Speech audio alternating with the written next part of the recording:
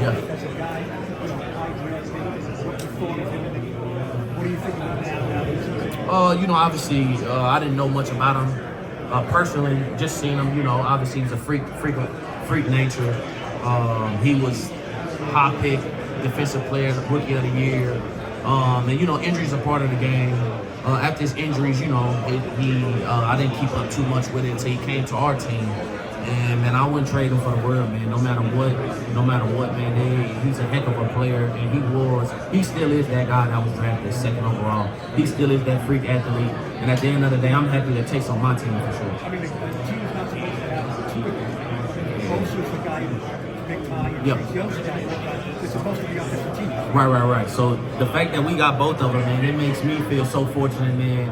Who can complain about having Chase on one end, Bosa on another end, man? Like, if you used to tell me that coming into the season, man, I would say no way. But here we are in the Super Bowl, and here we are, man. I got both of the bookends, man, so it should be a fun game on Sunday. You've been through a lot in this league, ups and downs. What has kind of been your mindset through that journey? Honestly, I look at everything like a blessing. It's a blessing, man. There's a lot of people that would like to be in my situation, man. So I never really get too low on things. I know it's crazy that may sound, man. I'm just fortunate to be here. So with that being said, man, I take everything in and just try to enjoy the whole process. Because, I know a lot of good players, man, that they didn't make it to 7, 8 years, let alone 10 years. And here we are, 12 years. So I don't think nothing just really get me too low, man. Everything is a blessing. It's all bonus, man, for me. I'm just thankful to be here. I'm thankful for this opportunity for sure to still be playing. Have you had a chance to talk to Logan about the fact both of you guys have seen so much in the NFL, and now you have a shot toward the ends of your career to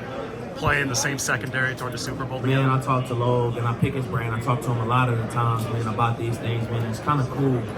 And I think somebody, one of my family members had told me about, somebody said the Packers week that both of the starting safeties has been playing since Obama was in office or something like that. And I thought that was so funny, man. Like, I've always been familiar with Logan game, loved his game, everything that he could do.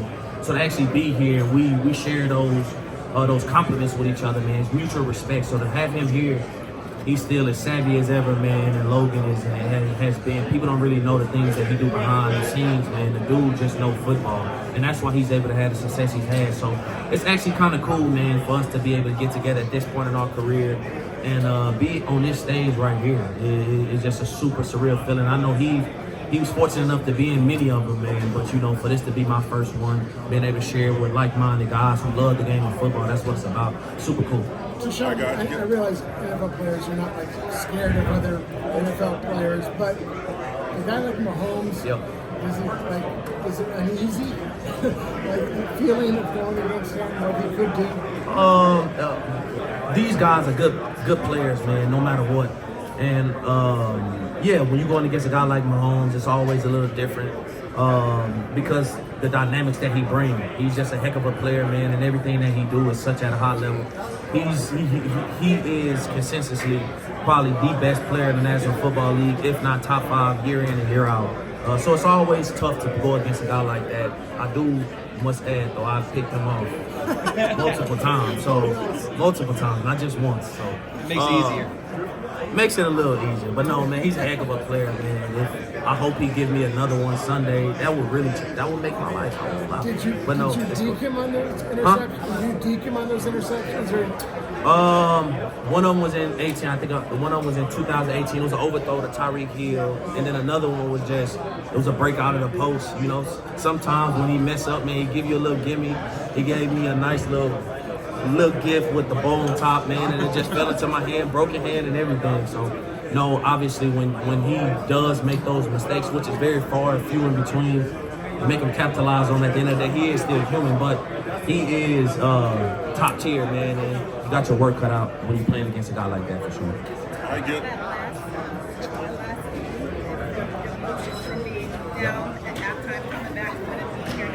Oh man, I'd be lying if I tell you that the emotions was all over the place. From super low, super confused, super frustrated, to just the joyous moment of, man, just once that score hit 24-24, I can't explain how crazy that feeling was. Like, we're this close to our dreams and our goals, man. When that clock hit 0 and we was victorious, that's when all your dreams came reality. Confetti come down, man. It just was a surreal moment.